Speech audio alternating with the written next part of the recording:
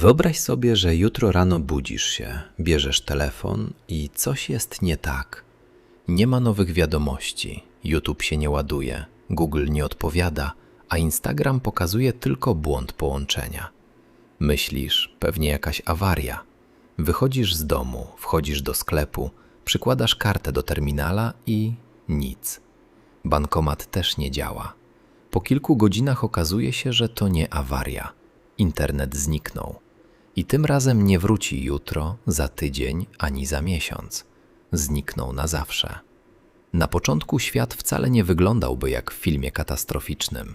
Prąd nadal by działał, samochody nadal jeździłyby po ulicach, a telewizja i radio w wielu miejscach nadal mogłyby nadawać. Problem polegałby na tym, że ogromna część rzeczy, które robimy codziennie, nagle przestałaby działać.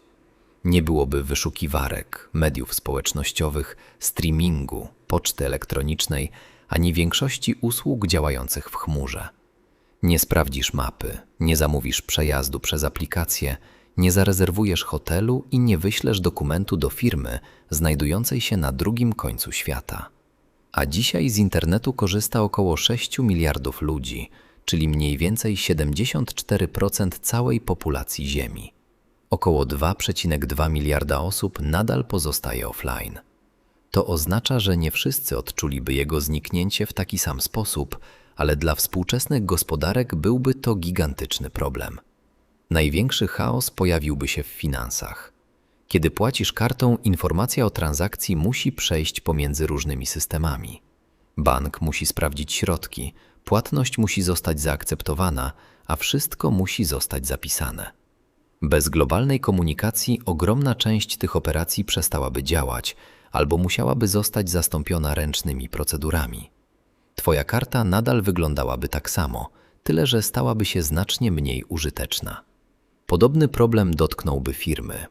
Dzisiaj dane często znajdują się w chmurze, pracownicy komunikują się przez internet, a przedsiębiorstwa korzystają ze zdalnych systemów praktycznie we wszystkim.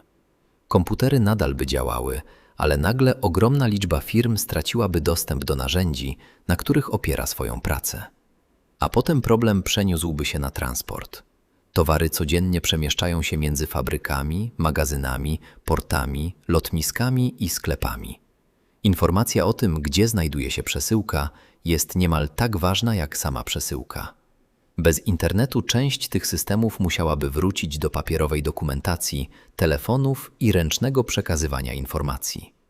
Nie oznaczałoby to, że wszystkie samoloty nagle spadną z nieba. Internet nie steruje przecież każdym pojazdem, ale koordynowanie globalnego transportu stałoby się znacznie trudniejsze i wolniejsze. I tutaj pojawia się ciekawostka. Internet wcale nie jest jedną wielką maszyną. To ogromna sieć innych sieci, złożona z milionów urządzeń, centrów danych i połączeń.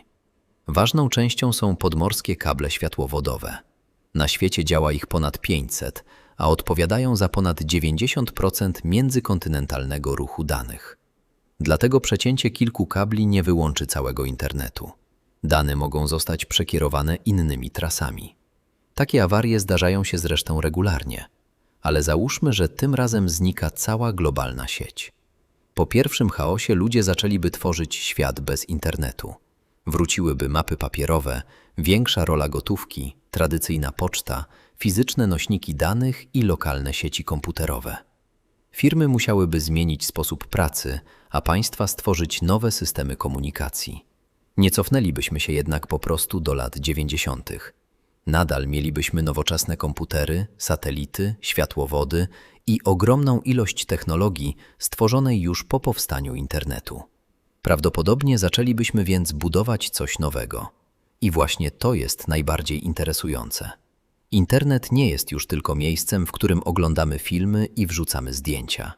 Stał się infrastrukturą łączącą ludzi, banki, firmy, fabryki i całe państwa. Dopóki działa, prawie go nie zauważamy. Ale gdyby pewnego dnia zniknął na zawsze, prawdopodobnie dopiero wtedy zrozumielibyśmy, jak ogromną częścią naszego świata się stał. Bo największym problemem nie byłby brak YouTube'a. Byłoby nim to, że nagle cały świat przestałby ze sobą rozmawiać.